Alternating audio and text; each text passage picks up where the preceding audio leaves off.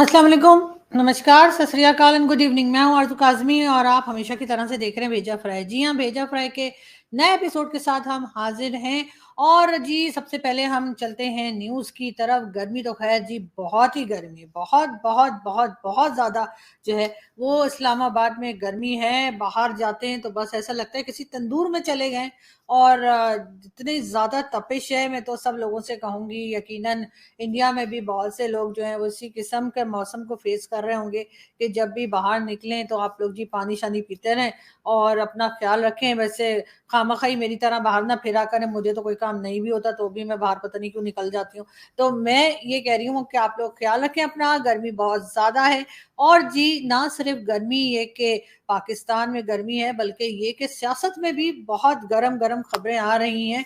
और सबसे पहले बात हम करेंगे मुराद सईद साहब की, जो कि इमरान खान साहब के काफ़ी करीबी साथी माने जाते हैं। और आपको तो याद ही होगा मुराद सईद साहब की वीडियो जिसमें वो कह रहे थे कि इमरान खान की गवर्नमेंट आने से पहले उनका कहना था कि जी 200 करोड़ जो है वो डॉलर इमरान खान लेकर आएँगे और 100 करोड़ जो है वो लोगों के मुँह पर मारेंगे जिनसे हमने लोन ले रखा है, और बाकी 100 करोड़ जो है वो खान साहब जो हैं वो कंट्री में लगाएँगे। यानी कि 100 करोड़ डॉलर जो हैं वो मुराद सईद साहब के बकौल इमरान खान ने मुँह पे मारने थे लोगों के, जिससे भी हमने लोन लिया है। यानी लोन माँगते वक़्त तो हम यूँ करके जाते हैं, नाक रगड़ते हैं, जूते पॉलिश करते हैं और वापसी के लिए उनका ख़्याल था कि मुँह पे मार दिए जाएँगे। लेकिन ख़ैर, मुँह पे मारते तो सही, लेकिन ऐसा भी हमने होता हुआ नहीं देखा। बहरहाल, मुराद सईद साहब को अरेस्ट करने के लिए पुलिस जो है वो घूम रही थी, घूम रही थी, घूम रही थी। आपको पता है, इमरान खान के कई साथी जो हैं वो अरेस्ट किए गए और उसके बाद वो बाहर आके कहने लगे जी हमने तो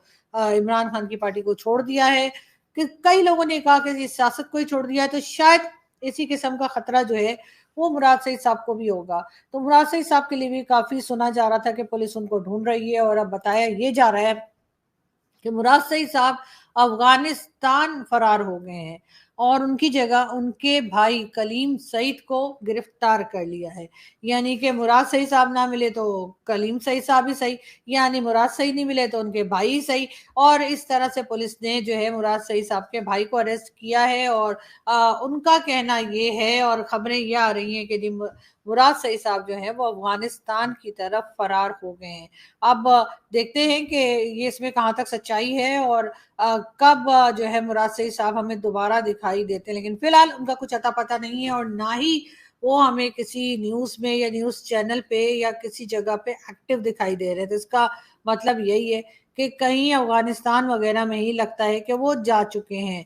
बात करेंगे हम जो पहले वज़ीर रह चुके हैं गुलाम सरवर साहब की। उन्होंने, आप जानते हैं कि एक दिन पहले इस्लामाबाद से उनको अरेस्ट किया गया था और गुलाम सरवर साहब का कहना ये है कि उन्होंने पीटीआई छोड़ दी है। जी हाँ, एक दिन भी वो जेल में नहीं गुज़ार सके और एक दिन के बाद ही उन्होंने कहा कि जी मैंने तो पार्टी छोड़ दी है।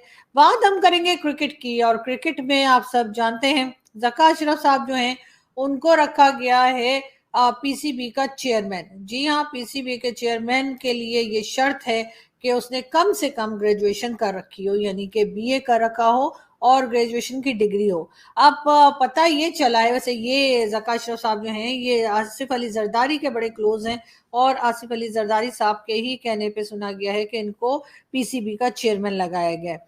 अब ये और बात है कि ये सिर्फ़ मैट्रिक पास हैं और इनकी जो ग्रेजुएशन की डिग्री है वो जाली साबित हो चुकी है, यानी कि फेक डिग्री इन्होंने जमा करवाई थी अपनी जो है वो पीसीबी की चेयरमैनशिप लेने के लिए। और इस बारे में भी पता लग चुका है कि वो डिग्री फेक है और ये सिर्फ और सिर्फ मैट्रिक पास है। लेकिन जाहिर है कि पीसीबी के चेयरमैन के लिए ये शर्त है कि उसका ग्रेजुएशन कंप्लीट होना ज़रूरी है। तो अब देखते हैं कि इनको रखा जाता है या इनको हटा दिया जाता है। लेकिन ज़ाहिर है हमारे यहाँ तो कोई ख़ास रूल्स के ऊपर काम किया नहीं जाता, हमारे यहाँ सिर्फ पर्ची सिस्टम चलता है। तो लग यही रहा है कि ये पर्ची सिस्टम जो है वो जीत जाएगा। ईद आ रही है जी नेक्स्ट वीक में।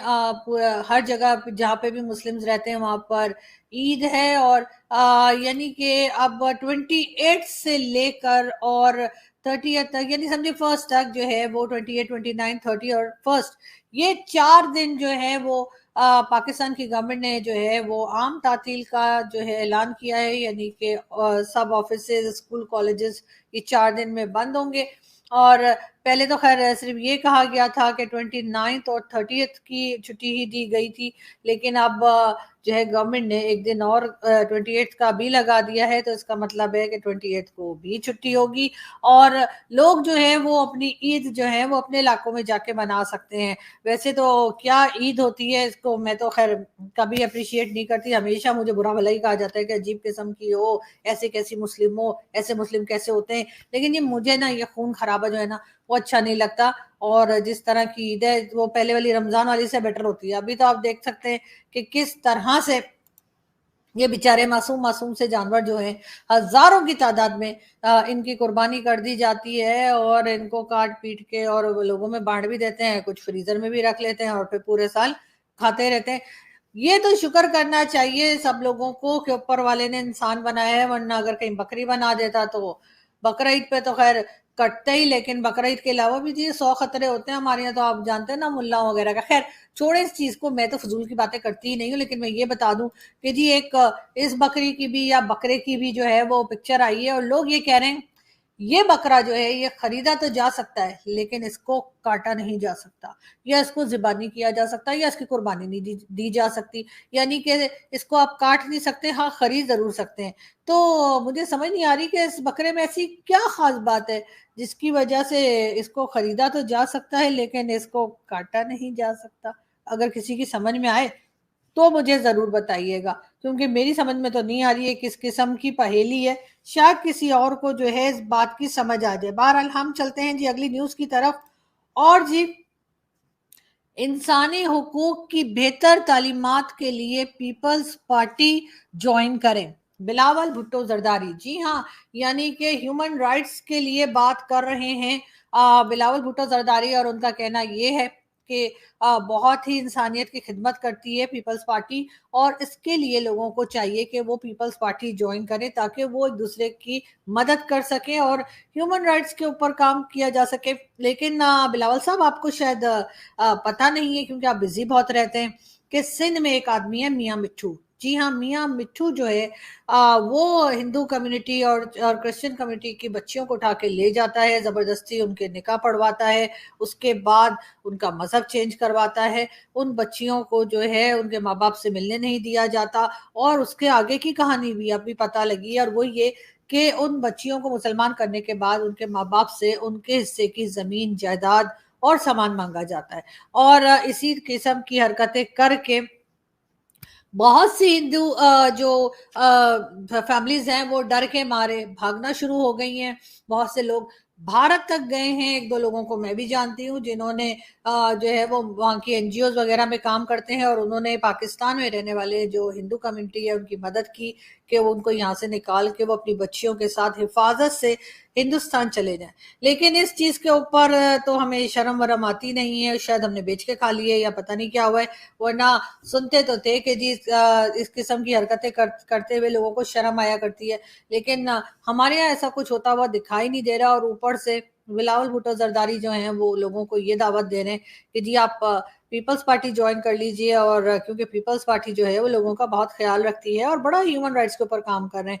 तो सर ये भी ह्यूमन राइट्स का ही एक इशू है, और अगर आप वाकई में सीरियसली चाहते हैं कि लोग आपकी पार्टी को ज्वाइन करें और इसी बेस पे ज्वाइन करें कि आप ह्यूमन राइट्स का ख्याल कर रहे हैं, तो फिर सबसे पहले मियाँ मिट्ठू और उसके पूरे गैंग को और उसके जैसे दूसरे लोगों को अरेस्ट कीजिए और उनको सजा दीजिए, जेल में डालिए, चक्की पिसवाइए, चाहे फांसी पे लटकाइए। लेकिन इस किस्म के लोगों से जो हमारी माइनॉरिटी के मासूम लोग यहाँ पे थोड़े से रह गए उनकी जान बचाइए, उनकी बच्चियों की जान बचाइए।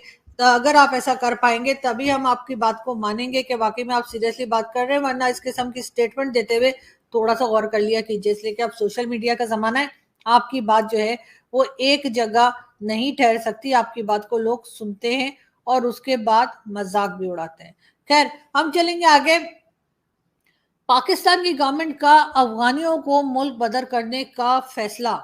जी हाँ, पाकिस्तान की गवर्नमेंट ने ये फैसला किया है कि अब वो जो अफगानिस्तान के लोग यहाँ पर आए थे रेफ्यूजीज बनकर या as a refugees Pakistan shift हुए थे, अब उनको आहिस्ता आहिस्ता करके पाकिस्तान से बाहर निकालना शुरू करेंगे। लेकिन खैर बड़ा मुश्किल काम है पॉसिबल नहीं हो पाएगा पाकिस्तान की गवर्नमेंट के लिए। उसकी रीजन ये भी है कि अभी तक हम उनके नाम पर पैसा ले रहे हैं, अभी तक हम रेफ्यूजीज के नाम पे पैसा खा रहे हैं। और जाहिर है कि इसके अलावा वो लोग जो यहाँ पर सालों पहले आए थे, उनकी फैमिलीज यहाँ पर हैं और उनका कारोबार यहाँ पर हो गया है, हर चीज उनकी इस वक्त पाकिस्तान में ही है, तो वो तो बाहर जाते हुए दिखाई नहीं दे रहे। वरना तो शेख रशीद साहब ने भी कहा था कि तालिबान तक के बारे में कहा था कि जी तालिबान और टीटीपी वाले जो हैं वो पाकिस्तान में रहते हैं, कई ऐसे जो यहाँ पैदा हुए, उनके यहाँ ट्रीटमेंट हुए और कई दूसरी बातें शेख रशीद साहब बताते रहे। लेकिन खैर आजकल शेख रशीद साहब को सब लोग बड़ा मिस कर रहे हैं, ना जाने वो कहाँ चले गए। और हम दुआ करते हैं खैरियत से हों और जल्दी हम दोबारा शेख साहब की वही खट्टी मीठी बातें और अजीब अजीब किस्म की जो स्टेटमेंट्स देते हैं उसको देख सकें। बहरहाल हम बढ़ते हैं जी अगली न्यूज की तरफ। कराची भुट्टो का है और अब भुट्टो का ही रहेगा, वजीर आला सिंध। जी हाँ, जो चीफ मिनिस्टर है सिंध के, उनका कहना है कि जी कराची जो है या सिंध जो है, ऑब्वियसली कराची के बारे में वो बात कर रहे हैं कि जी वो भुट्टो का है और भुट्टो का ही रहेगा। खैर इस किस्म की स्टेटमेंट्स वो लोग देते रहते हैं। इससे पहले भी नबील गबोल साहब तो बता रहे थे कि सारा कराची तो उनके दादा ने खरीद लिया था, लेकिन अब ये कह रहे हैं कि भुट्टो का है। शायद यही वजह है कि बिलावल भुट्टो जरदारी उनको लिफ्ट नहीं करा रहे थे जब वो आकर उनसे बात करने की कोशिश कर रहे थे एक इवेंट में, जो हमने आपको दिखाया भी था। यकीनन हमने आपको वो वीडियो भी दिखाई थी। साथ हम आपको ये बता दें, होंडा सिविक की एक भी गाड़ी जो है वो लास्ट 3 मंथ से सेल नहीं हुई है। हालांकि मैं खुद खरीदने वाली थी, मेरा पूरा इरादा था कि मैं कम से कम एक तो खरीद ही लूंगी, लेकिन बस पैसे नहीं थे मेरे पास, तो मैंने सोचा शायद फ्री में बांट दिया। अगर इनकी एक गाड़ी भी नहीं बिक रही तो मैं इनको एडवाइस करूंगी कि एक गाड़ी मुझे फ्री में देके देखे, इतनी बरकत आएगी कि आपका सारा शोरूम खाली हो जाएगा। तो एडवाइस खैर दे दिए, आगे आपकी मर्जी। बाकी पब्लिक के पास जी पैसे नहीं है कि वो ये गाड़ियां शाड़ियां वाली अय्याशियां कर सके, तो इसलिए मेरा ख्याल है कि टोयोटा वाले जो हैं वो सब्र करें और सब्र का फल मीठा होता है। हम आपको बता दें जी, पाकिस्तान की विमेन फुटबॉल टीम की जो कैप्टन है उनको जी गिरफ्तार कर लिया गया है, क्योंकि उसकी रीजन ये बताई गई है कि जी वो जो 9 मई को हंगामा हुआ था उसमें वो भी शामिल थी, तो इस वजह से उनकी फुटेजेस निकल आई हैं। और अब मेरा ख्याल है कि वो फुटबॉल तो नहीं खेल सकेंगी, लेकिन ये जरूर है कि वो उनको अरेस्ट करके जो है वो जेल में शायद डाल दिया जाएगा। और अब देखते हैं कि वो बाहर किस तरीके से निकलती है, निकल भी पाती है या जेल में ही फुटबॉल खेलेंगी। बात हम करेंगे जी जमानत मनसूख और यानी जमानत कैंसिल होने के बाद असद उमर और शाह महमूद कुरैशी भागकर एक ही गाड़ी में सवार हुए और 9-2-11 हो गए। हमारे एक जी बड़े मशहूर सिंगर हैं अताउल्ला ईसा खेलवी, उनका कहना ये है पीटीआई के लिए तराने बनाए यानी सॉन्ग्स बनाए, उस पर शर्मिंदा हूँ। बिल्कुल सर, आपको होना भी चाहिए, इसलिए कि वो सॉन्ग तो आप ही ने बनाया था ना, जब आएगा इमरान सबकी जान बनेगा नया पाकिस्तान। बिल्कुल बिल्कुल वो सॉन्ग आपका ही था। सॉरी कि मैंने आपके सॉन्ग की ओर बेड़ागर कर दिया गा के, लेकिन ये है कि जी आता खिलवी साहब का कहना ये है कि जी उनको बड़ा अफसोस है कि उन्होंने इस किस्म के सॉन्ग्स बनाए।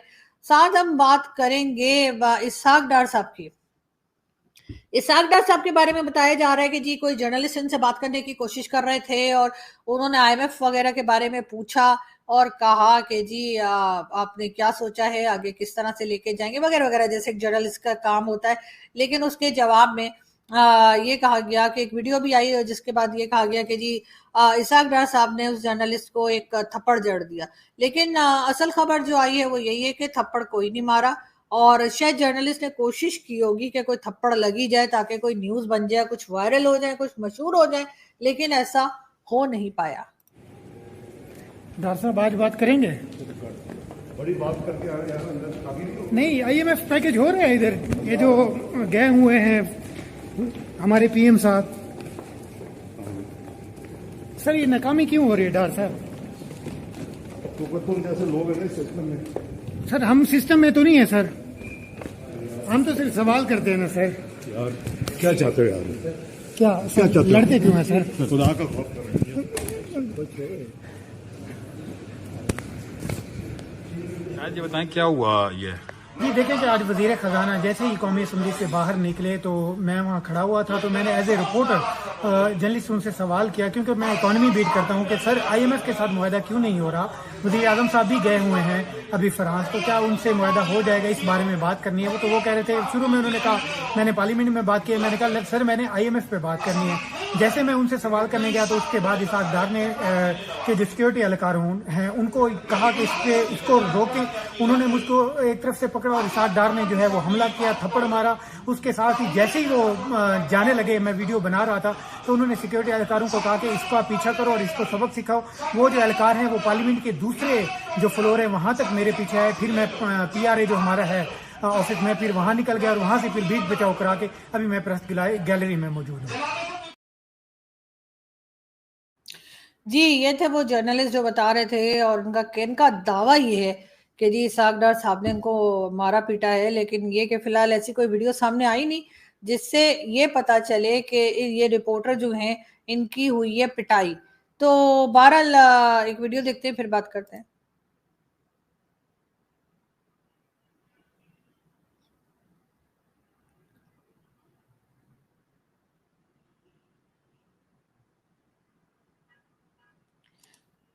जी, ये थे प्राइम मिनिस्टर शहबाज शरीफ साहब, जो कि बात कर रहे थे मोहम्मद बिन सलमान से। यकीनन पैसे वैसे मांग रहे होंगे, अब उसके अलावा दूसरा काम कोई नहीं रह गया है हमारे लीडर्स को या हमारे पॉलिटिशियंस को। लेकिन अच्छी बात यह है कि शहबाज शरीफ साहब हिम्मत नहीं हारते, हर जगह पे हर मौके पे, पहले कश्मीर कश्मीर करते थे, अब डॉलर डॉलर करने लगे।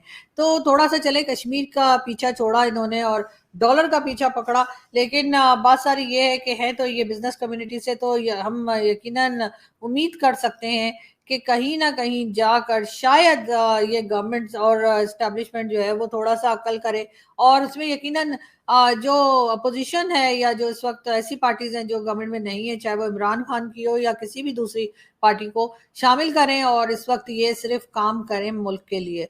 लेकिन देखिए कुछ लोग जो है ना वो लेडीज को जो है वो आई लाइनर भी नहीं लगाने देते। देखिए जरा इनको।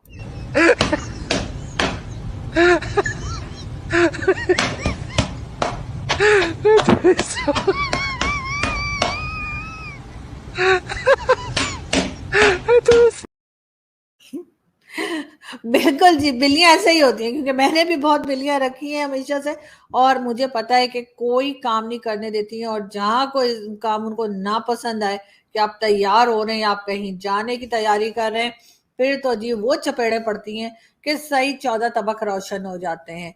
बात खैर बहरहाल हम करेंगे, लेकिन उससे पहले हम एक वीडियो देखते हैं।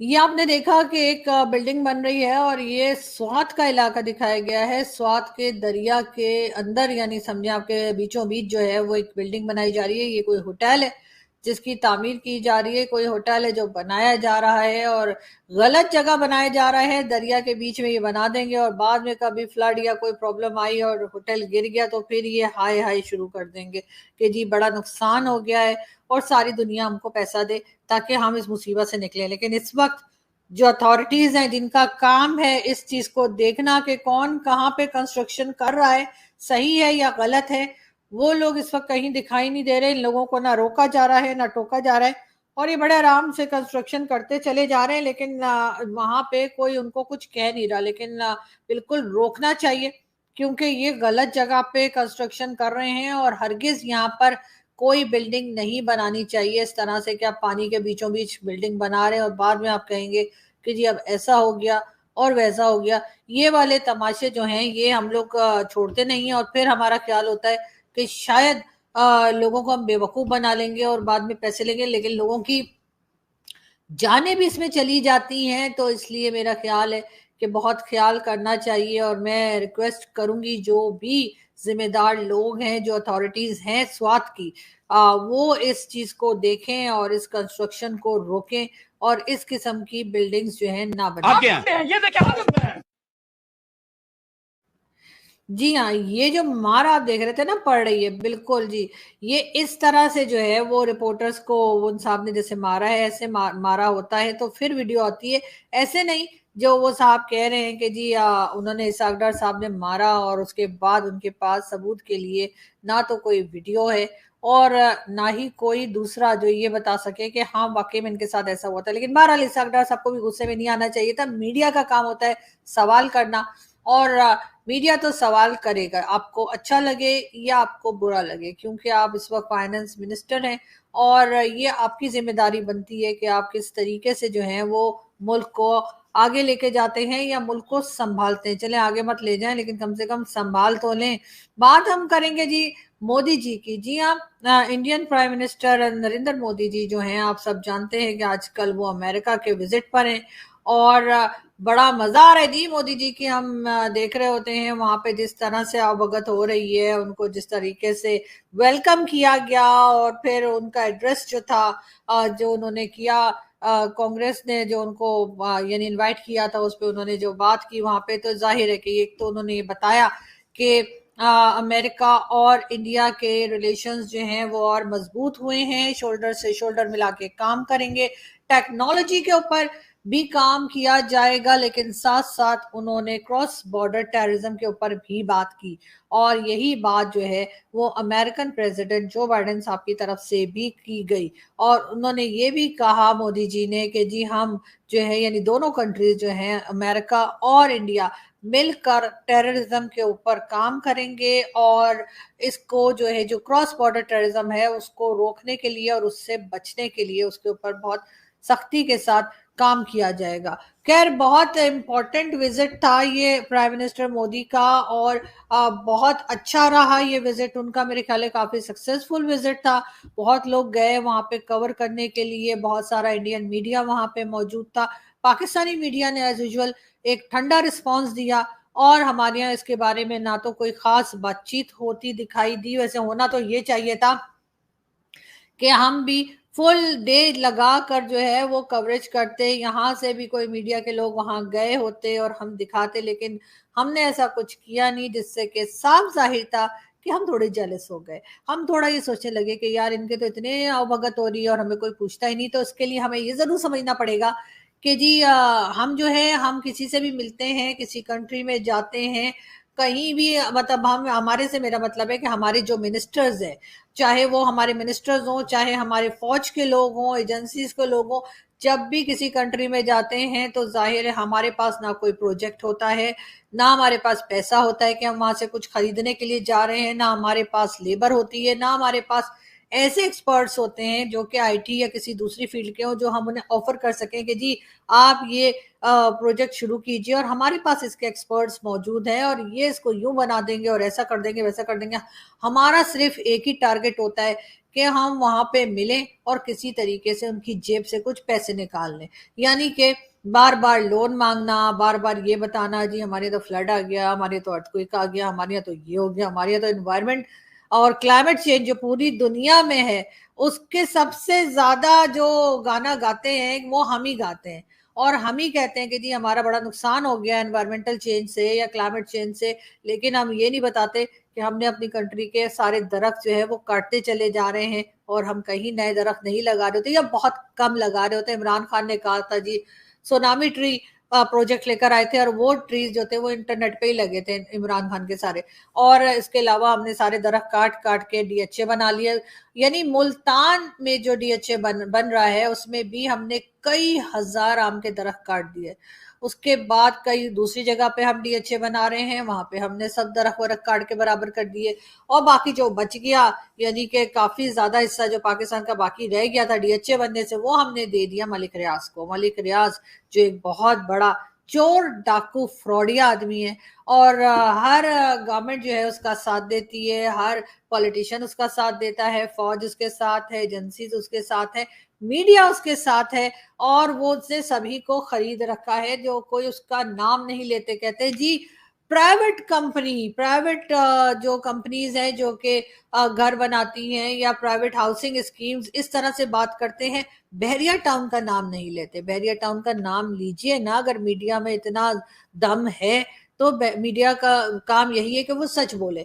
लेकिन हमारा मीडिया, अफसोस की बात है कि हमें सच बोलता हुआ दिखाई नहीं देता, और बहरिया टाउन का नाम नहीं लेते, उसके बजाय कहते हैं जी प्राइवेट हाउसिंग स्कीम, या मलिक रियाज का नाम नहीं लेते। उसकी वजह यही है कि मलिक रियाज ने जो है वो पैसे दे देकर हमारे मीडिया से लेकर जो है हमारे रिटायर्ड या फौजी जनरल्स जो हैं उन तक को खरीद रखा है, और इसी वजह से उसको कुछ कहा नहीं जाता। और उसकी एक तरह से पाकिस्तान चलाने में, अगर लोग कहते हैं कि जी आर्मी का हाथ है, तो मैं कहती हूँ कि आधे से ज्यादा हाथ जो है वो मलिक रियाज का भी है, क्योंकि उसने भी पूरा का पूरा जो है वो पाकिस्तान खरीद रखा है, और उसी के हुक्म पे सब कुछ चल रहा होता है।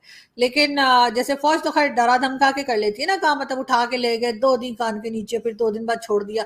लेकिन मलिक रियाज का काम दूसरी तरह से होता है, वो जी लोगों को खरीद के, यही तो डरा धमका के, नहीं तो मार कर। बहुत से लोगों की जानें भी इसने ली है, लेकिन ना कोई नाम लेता है, ना कोई बोलता है।